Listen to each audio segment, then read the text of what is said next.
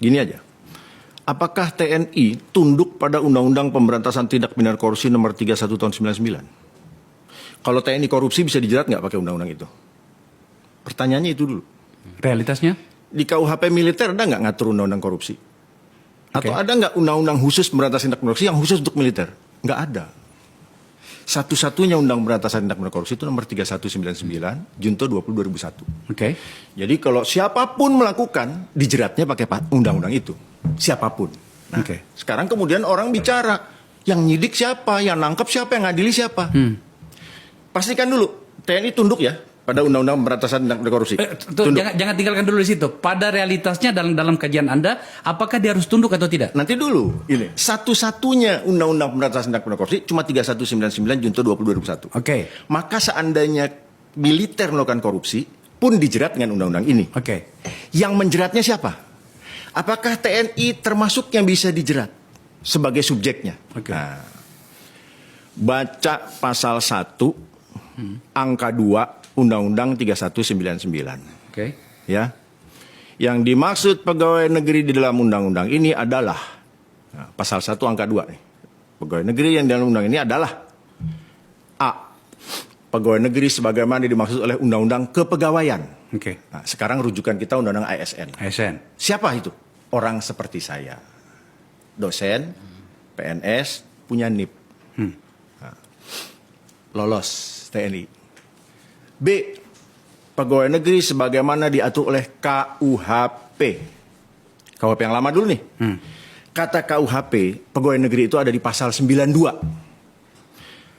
Ayat 1.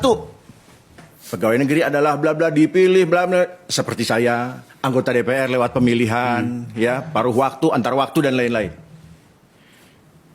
92 ayat 2, hakim pengadilan agama, arbitrase, pengadilan administrasi. 92 ayat 3, anggota angkatan perang adalah pegawai negeri.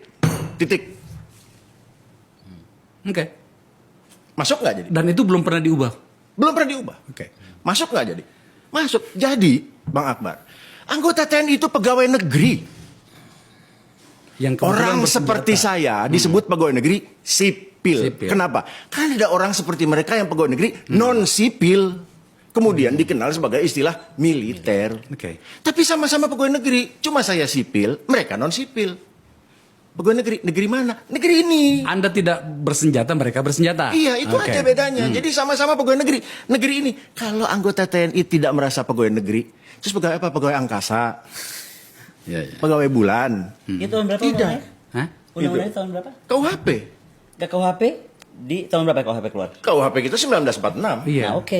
Belum berubah. Makanya Maksud gue, revisi KUHP itu kalau belum KUHP itu belum berubah dan ada kayak begitu, kenapa kemudian lahir undang-undang tadi yang pasal 465, pasal 74 yang ayat bagus 2? tuh. Maksud aku, kalau memang bapaknya ibunya adalah itu tadi, kenapa bisa turun tadi pasal 65 dan pasal 72? Iya, undang-undang TNI. Pasal 65 yang bilang itu harus di militer. Ya. Sementara di 74 dibilang bahwa tapi selama peradilan militer yang belum ada, maka dia refer ke undang-undang 31.